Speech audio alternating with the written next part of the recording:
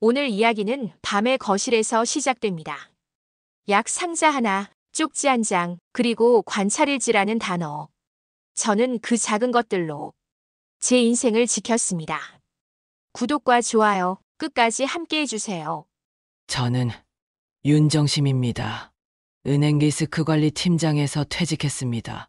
서류의 냄새와 숫자에 규칙을 오래 만졌죠. 사람의 말보다 기록을 먼저 믿는 습관이 있습니다. 그날 밤 11시 서재에서 먹을 가라 몇 글자를 눌렀습니다. 먹 냄새가 잦아들 무렵 베란다 창 사이로 거실 소리가 스쳤습니다. 손녀 이혜은이 물었습니다. 엄마 외할머니는 언제 보내는 거야? 질문은 짧았고 목소리는 밝았습니다. 딸 박수진이 낮게 대답했죠. 유럽 다녀오고 바로 하자. 사위 이도현이 소파에서 다리를 바꾸며 말했습니다. 병원만 통과하면 끝이야. 치매 촉이 나오면 우리가 결정하지. 저는 손에 들고 있던 분무기를 식탁에 내려놓았습니다. 물방울이 나무결을 따라 흘렀습니다. 그 순간 작은 이상이 눈에 들어왔습니다. 약 상자가 서랍 깊숙한 자리에서 앞으로 한 칸 나와 있었습니다. 뚜껑의 방향이 평소와 달랐고 개봉 표시 스티커가 아주 미세하게 들려 있었죠.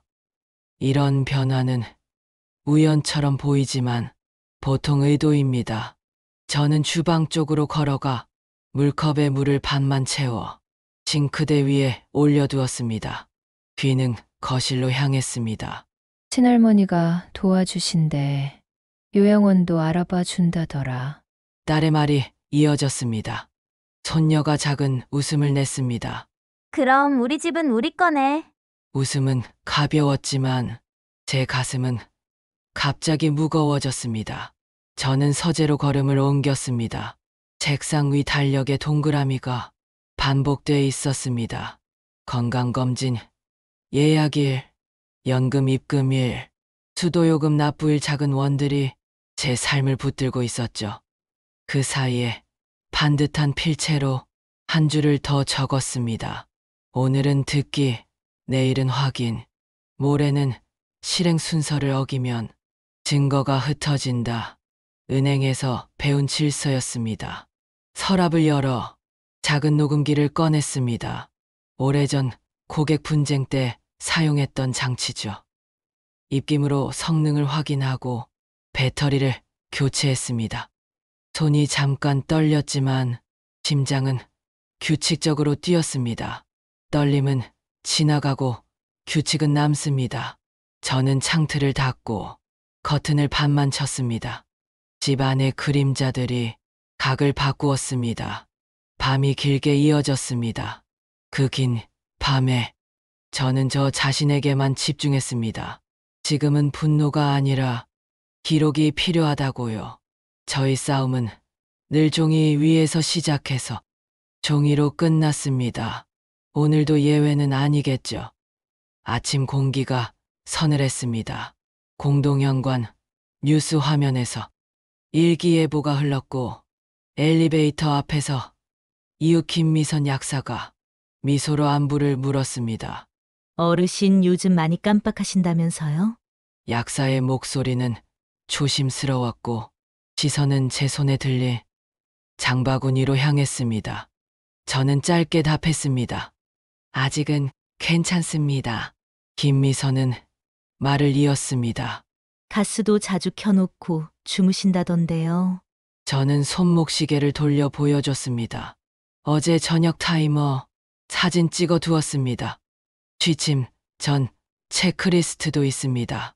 약사는 멋쩍게 웃으며 층수를 눌렀습니다. 누군가 제 이야기로 소문을 시작했군요. 소문은 보통 같은 단어를 반복합니다. 깜빡, 가스, 길 이름. 저는 그 단어들을 제 메모에 옮겼습니다. 단어를 옮기면 감정이 가라앉습니다. 점심 무렵 손님이 왔습니다.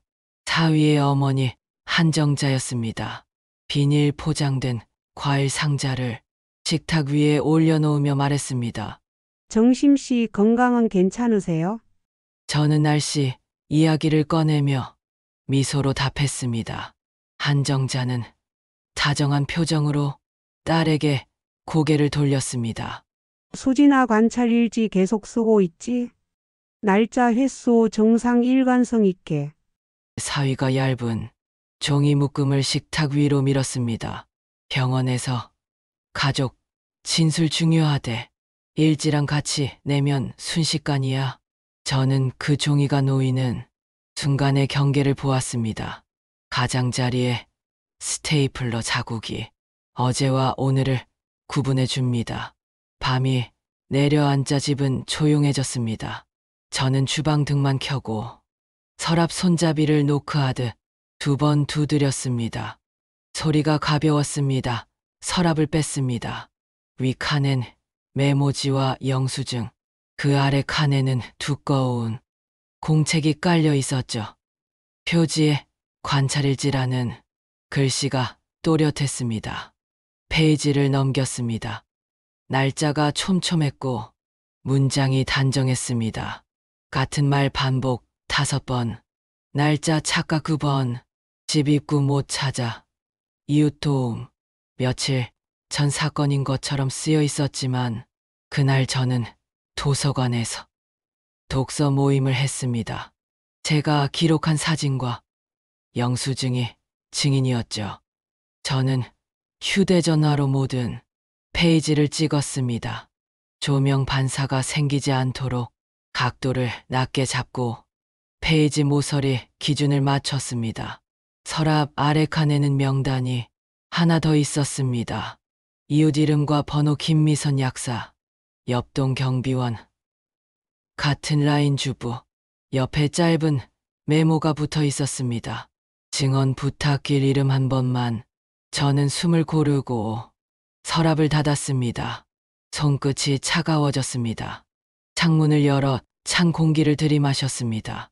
머리가 맑아졌고 다음 순서가 또렷해졌습니다. 내일은 병원입니다. 병원은 규칙과 기록의 집합소입니다. 거짓과 사실을 같은 테이블에 올려둘 수 있는 곳이죠. 저는 메모장 맨 위에 한 줄을 더 적었습니다. 진료실 문가에 쪽지 짧게, 정확하게, 도움, 요청, 병원, 대기실. 의자는 차갑고 매끈했습니다. 손바닥을 얹자 플라스틱에 냄새가 묻었습니다. 접수 간호사가 이름과 생년을 확인했습니다. 저는 또박또박 말했습니다. 딸은 제 옆에 앉아 관찰일지를 폈고 사위는 스마트폰으로 무엇인가를 체크했습니다. 잠시 뒤 진료실 문이 열렸습니다. 의사는 차분한 목소리였습니다. 어떤 증상으로 오셨어요? 저는 가볍게 고개를 숙였습니다. 가족이 검사해 보자고 해서 왔습니다. 딸 박수진이 먼저 말을 받았습니다. 같은 말을 반복하시고 날짜 개념이 없으세요. 사위 이도현은 종이 묶음을 책상 위로 밀었습니다. 관찰일지입니다. 의사는 제게 몇 가지를 물었습니다. 오늘 날짜 저는 답했습니다. 요일까지 말했습니다. 계산을 시켰습니다. 100에서 7을 빼보세요. 저는 틀리지 않았습니다. 단어를 들려주고 따라하라고 했습니다. 보지요. 몇 분 뒤에 단어들을 다시 말해보라 했죠. 저는 그대로 말했습니다. 의사가 펜을 내려놓았습니다. 현재 인지 기능은 정상입니다. 다만 가족분들이 느끼시는 변화가 있다면 일주일 더 지켜보고 다시 보겠습니다. 한정자의 얼굴에 작은 주름이 생겼습니다. 집에서는 심하다고요. 의사는 고개를 끄덕였습니다. 그래도 경과를 보시죠. 진료실을 나서며 저는 접이식 우산의 손잡이에 끼운 작은 테이프를 떼었습니다. 안쪽에 쪽지를 미리 붙여 두었거든요. 문가를 지나며 가볍게 떨어뜨렸습니다. 가족이 거짓으로 치매 만들려 합니다. 도와주십시오, 윤정씨. 문틈에 바람이 쪽지를 살짝 흔들었습니다. 누군가 곧 죽을 겁니다. 대기실로 나오자 손녀가 여행 영상을 보고 웃었습니다. 다음 주 금요일 출발.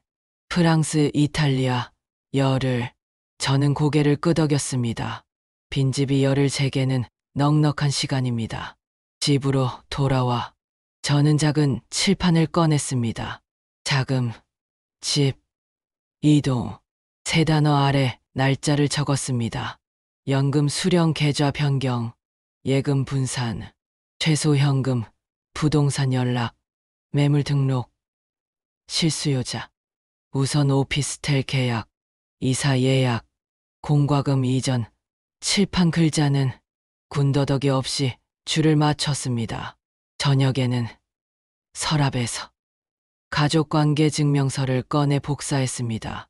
앞으로의 분쟁에서 필요할 수 있으니까요. 모든 종이는 투명 파일에 나눠 꽂았습니다. 제목 라벨을 붙였고 라벨색으로 종류를 구분했습니다. 마음이 안정됐습니다. 혼자였지만 혼자가 아니었습니다. 기록이 제 편이었습니다. 새벽 6시 반. 문이 열리자 은행 창구의 형광등이 켜졌습니다. 저는 번호표를 뽑고 첫 손님으로 앉았습니다. 창구 직원이 미소를 보냈습니다. 연금 계좌 변경하시나요? 네, 저는 준비해 간 인감과 서류를 내밀었습니다. 자동이체 항목을 새 계좌로 옮겼고 예금 일부를 다른 금융사로 분산했습니다. 설명은 길지 않았습니다.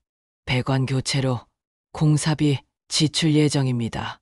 직업병처럼 근거를 짧게 덧붙였죠. 창구 직원은 필요한 서명을 안내했고 저는 모든 칸을 천천히 채웠습니다. 도장을 찍을 때마다 손바닥에 잔열이 남았습니다.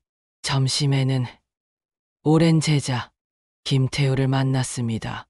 지금은 부동산을 운영합니다. 선생님 무슨 일로요? 저는 한 문장으로 끝냈습니다. 집을 처분하려 한다.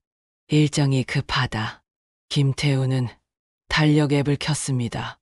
실수요자 풀은 충분합니다. 사진은 오늘 찍고 내일부터 매물 띄우겠습니다. 선금 계약 뒤 잔금 빠른 현금자 우선으로 맞추죠. 저는 세부를 확인했습니다. 등기 이전 일정, 관리비 정산, 잔금일, 열쇠, 인도. 김태우는 고개를 끄덕였습니다. 은행에서 잔금 수령 확인해드리죠. 오후에는 복지관을 찾았습니다. 사회복지사 이지연이 제 이야기를 조용히 들었습니다. 혼자 지낼 집을 구하고 싶다. 역세권이 돼 소음은 적었으면 한다. 병원이 가까우면 더 좋다. 안전장치가 있는 곳. 이지연은 몇 군데를 추천했습니다. 보증금과 월세의 조합을 비교했고 관리비 구조를 분해해 보여줬습니다. 저는 숫자를 보자 마음이 편해졌습니다. 일종의 집단 검토였습니다. 저녁에는 집 현관 옆에 작은 카메라를 달았습니다. 방문 앞 소리와 움직임을 기록하려는 용도였죠. 제 집입니다. 설치와 녹화는 법의 테두리 아니었습니다. 밤 9시 거실에서 속삭임이 흘렀습니다. 내일 김 여사님께 부탁드려. 외할머니가 길을 못 찾으셔서 내가 모셔다 드렸다고. 손녀의 목소리가 들렸습니다. 알겠어. 나도 그렇게 말할게. 저는 카메라 녹음 상태를 확인하고 메모장에 2줄을 적었습니다. 김미선. 부탁 예정 시간 밤 9시 15분. 기록은 여전히 제 편이었습니다. 이튿날 아침 김미선이 현관 앞에서 저를 불렀습니다. 어르신 잠깐만요. 저는 문을 열었습니다. 약사가 머뭇거렸습니다. 어제 수진 씨가 부탁을 해서요. 저는 조용히 말했습니다. 들었습니다. 사실하고 다른 말은 쓰지 말아주세요. 약사는 한숨을 내쉬었습니다. 죄송해요. 제가 잘못했어요. 그 표정은 오래 기억에 남았습니다. 금요일 아침, 딸과 사위, 손녀가 캐리어를 끌고 현관을 나섰습니다. 손녀가 말했습니다. 외할머니 선물 사올게. 저는 미소로 손을 흔들었습니다. 문이 닫히자 집 안 공기가 달라졌습니다. 소리가 줄었고 빛이 깊어졌습니다. 저는 집 한 바퀴를 천천히 돌았습니다.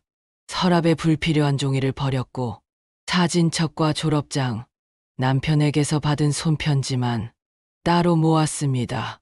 박스는 둘이면 충분했습니다.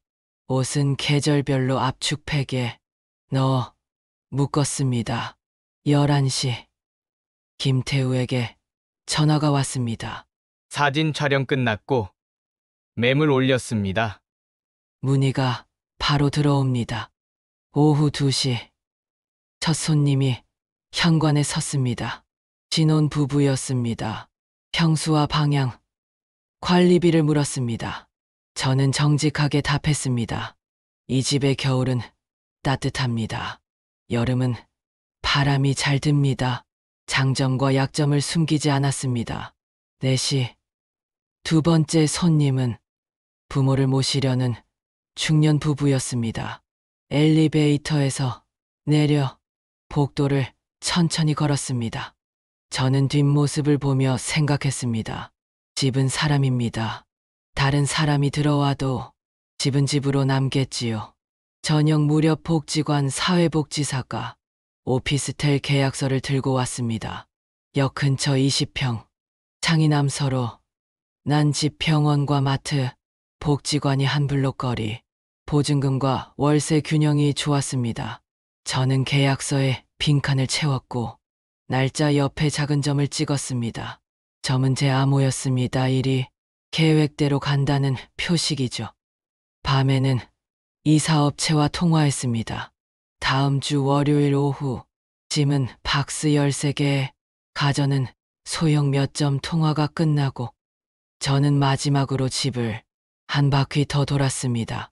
벽에 박힌 못을 빼고 구멍을 메웠습니다. 액자 자국 위에 손바닥을 올렸습니다. 손바닥이 미지근했습니다. 이 집에서 보낸 시간의 온도였습니다. 저는 고개를 숙이고 속으로 인사했습니다. 고맙다, 고생했다. 그리고 등을 돌렸습니다. 돌아서는 건 냉정이 아니라 정리였습니다. 목요일 밤 11시가 조금 넘었을 때 전화가 울렸습니다. 엄마 집에 다른 사람이 살고 있어.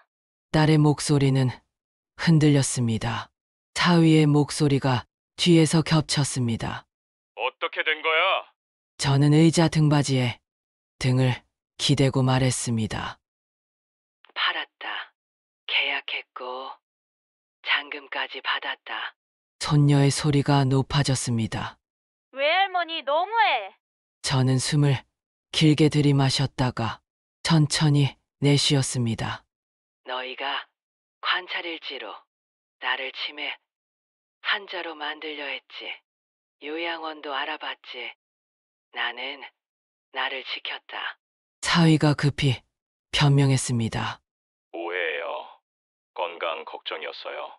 저는 책상 서랍에서 작은 녹음기를 꺼내 스피커 버튼을 눌렀습니다.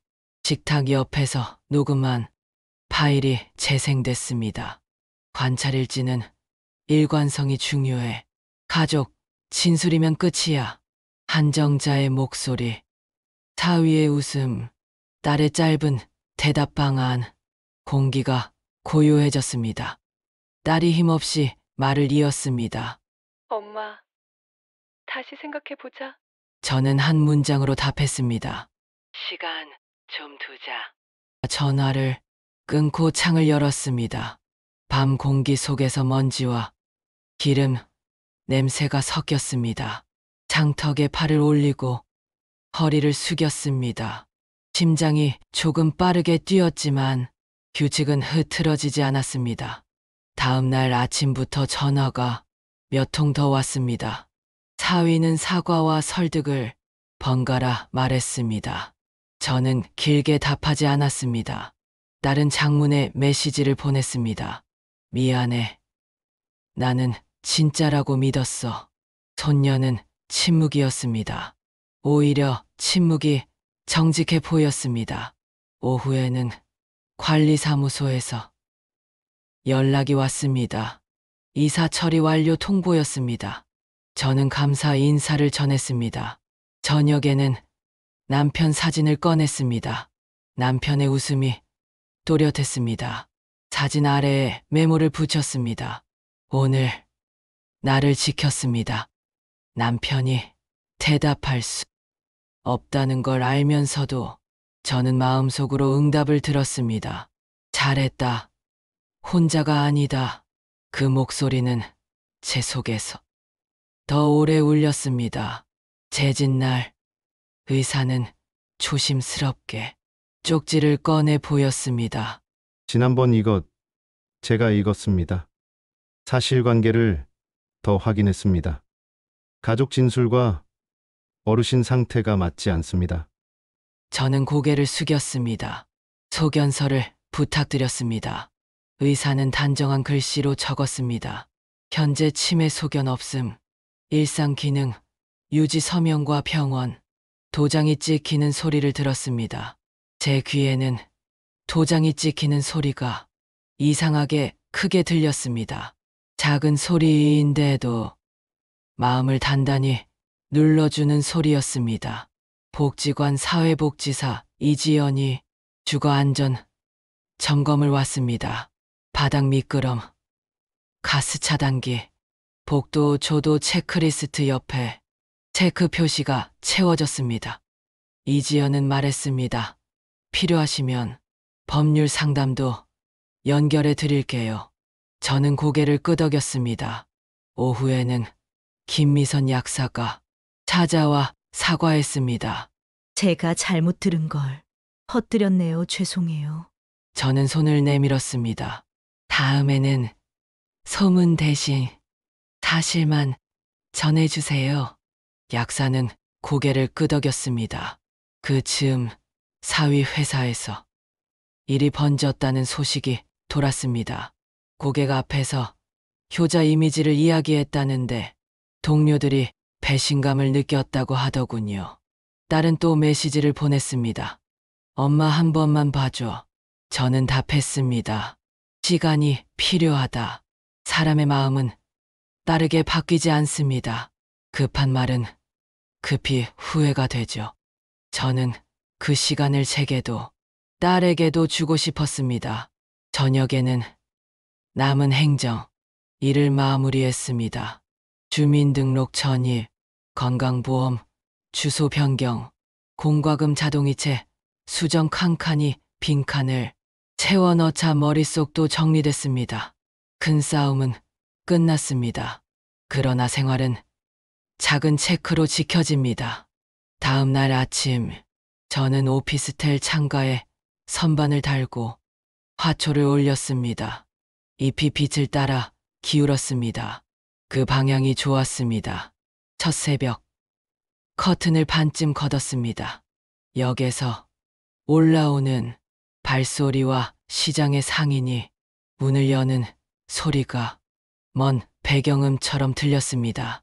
주방 선반 위에 약 상자를 올려두고 날짜 레버를 돌렸습니다. 숫자가 딸깍거리며 돌아갔습니다. 혼자여도 괜찮습니다. 아니, 혼자라서 더 분명했습니다. 작은 식탁에 따뜻한 차를 놓고 노트를 펼쳤습니다. 오늘 혈압 정상 아침, 식사 간단, 산책 30분, 그리고 한 줄 누군가 나를 숫자로 만들려 할 때 나는 내 이름으로 선다. 점심에는 복지관 글쓰기 모임에 갔습니다. 오늘의 주제는 집이었습니다. 저는 제목을 이렇게 썼습니다. 집은 사람이다. 소개글에 간단히 적었습니다. 벽에 못 자국, 액자 자리, 햇빛 드는 시간. 그게 한 사람의 시간을 갖습니다. 낭독 시간에 몇 사람이 고개를 끄덕였습니다. 돌아오는 길 카페에서 차를 한 잔 더 마셨습니다. 잔이 식을 때까지 창밖을 보았습니다. 사람이 오고 사람이 지나갔습니다. 저녁에 딸에게 메시지가 왔습니다. 엄마, 보고 싶어. 저는 답했습니다. 시간이 더 지나면 보자. 손녀는 숙제를 했는지 물었습니다. 내가 스스로 결정해라. 그 짧은 답이 제 마음에도 울렸습니다. 밤이 되어서야 저는 사진첩을 다시 꺼냈습니다. 젊은 날의 남편, 어린 딸과 아들, 이사 상자 위에 앉아 웃는 어린 손녀 사진을 넘기다 말고 멈췄습니다. 오늘 첫날 들었던 말들, 약 상자 위치의 변화, 엘리베이터 앞 소문 식탁, 위 관찰일지, 유럽 여행 계획 복선은 흘렸고 오늘 모두 회수했습니다. 그 모든 것들이 제자리로 돌아왔습니다. 저는 창틀을 닫고 손을 털었습니다. 손끝에 묻은 먼지는 금방 사라졌습니다. 깊게 숨을 들이마시고 혼잣말을 했습니다. 나는 나를 쫓아내지 않았다. 나는 나를 지켰다. 그 말이 제 안에서 천천히 식었습니다. 식은 자리에 조용함이 남았습니다. 그 조용함이 좋아서 저는 불을 끄고 오래 누웠습니다. 내일도 같은 시간에 눈을 뜰 겁니다. 내일도 숫자와 기록과 이름으로 살겠지요. 저는 그게 좋습니다. 누군가 숫자로 당신을 규정하려 할 때 이름으로 서십시오. 기록은 약하고도 가장 강한 방패입니다. 함께 해주셔서 고맙습니다. 다음 이야기에서 다시 뵙겠습니다.